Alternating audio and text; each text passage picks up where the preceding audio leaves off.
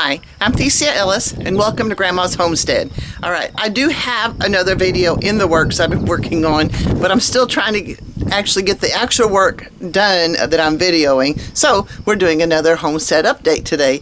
And so I'm going to get started here and show you what's on my front porch. There have been some changes. I bought some plants at the school sale. Looks like I need to water them. Yep, definitely need to water them. And I bought some herbs that I want to get transplanted to my green stock garden that I still haven't done yet. But at least I have some. Ooh, I definitely need to get those watered. All right. And look, Tom got everything transferred to the garden, actual garden area, so I don't have any of these potted up plants. It looks like I might have an occasional peach show up on a tree here and there. Oh, look at this one. It's already come a little bit color to it. Interesting. But we're not going to be laden with peaches, that's for sure. There are a couple of peaches on this tree, and that's kind of sad because this thing was loaded down with blossoms. It was beautiful, but that's what happens. Especially here in Oklahoma, northeast Oklahoma.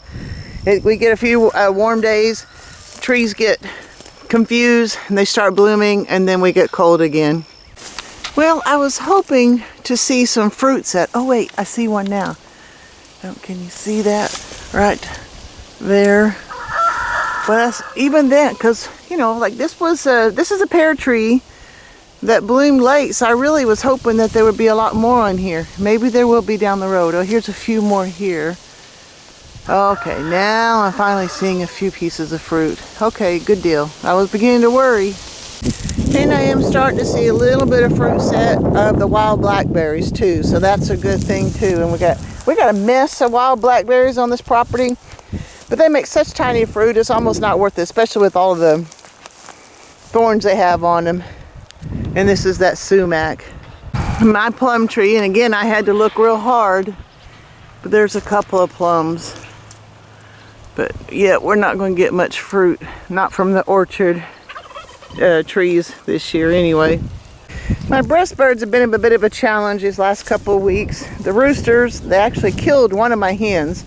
So I separated, well, let me show you. And back there, I left one rooster and with the 3 remaining hens, and I moved 3 roosters over here. Well, they started beating up real bad, one of the roosters, and I ended up having to put him back over there. So I got 2 roosters here and 1 over there. Next week is where a bunch of extra roosters are going to the processor here and there, and that gray turkey.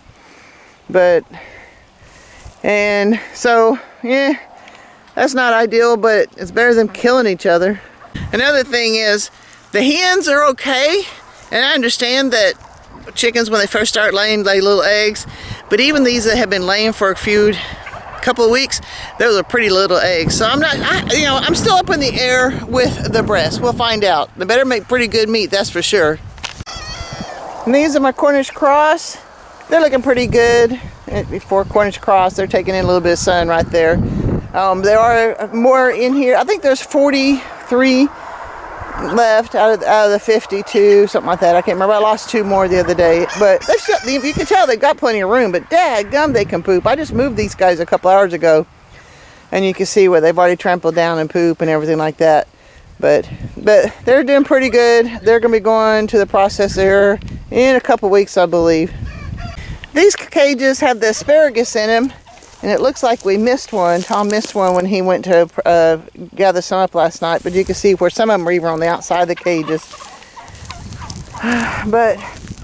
So I'll get these cut in a few minutes, especially that one. My blackberry bushes, I never did get my canes trimmed back, and you can tell where a bunch of these have had to start from the root. So I'm not sure that I'm not seeing any blossoms on these at all, on any of the ones that are coming back from root.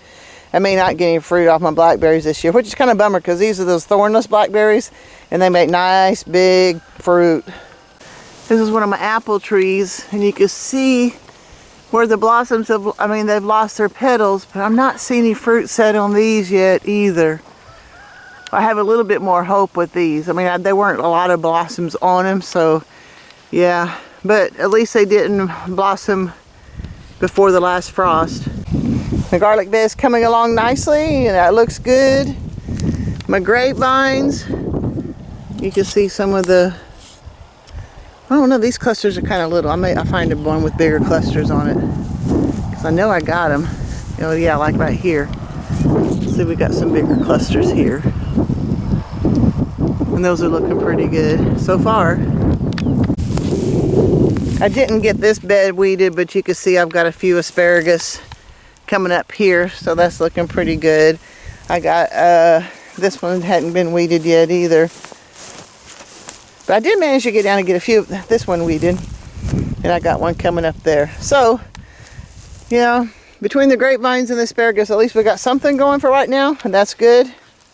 We've got like 2 full jars of asparagus in the refrigerator that I was going to cook last night and did not get done. I hear an eagle. Oh, I don't think that was it. Where'd he go? But that may have been the bird I was hearing, but I thought I heard an eagle.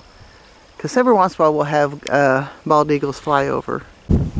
Tom worked out here the other day. Oops, wrong way. Saturday, Tom came out here and worked, and he got some. See, these are the tomatoes that I got from the school, and he transplanted them for me. All of these are Jet Star tomatoes, except for 2 of them, and 2 of them are a cherry tomato. It might be these 2. I'm not sure, but he got that done. I'm about to put the sprinkler on these. These are some of the stuff that I had transplanted to larger, and he got them transplanted out here to actual. I really thought that I had waited too long on my onions, but it looks like they're making a comeback too. That's good. And these are the plants I bought a long time ago, and they're looking better. My peas, the ones that have come up, are looking pretty good. I have a mess of them that didn't come up at all. Like there's a whole section there, and there's another section here. Which means that there's just a variety that I planted that didn't come up, and I'm going to figure out which ones they are. But I do have some peas coming up. So I'm going to go get, after I get done doing this video, I'm going to get the sprinkler out and see if I can get this stuff watered in. I was wondering about that, because like I said, with 2 inches of rain, you think this would still be pretty good, but it needs watered. It's a beautiful sunny day, but the pigs are hiding in the shade. It's a little chilly out here, but not too bad. Whew. Sorry, I'm tripping over my fence. Daisy is looking really good. Oscar is not. I do not know what to do for that poor boy. I really don't. But let me show you what else I've got here.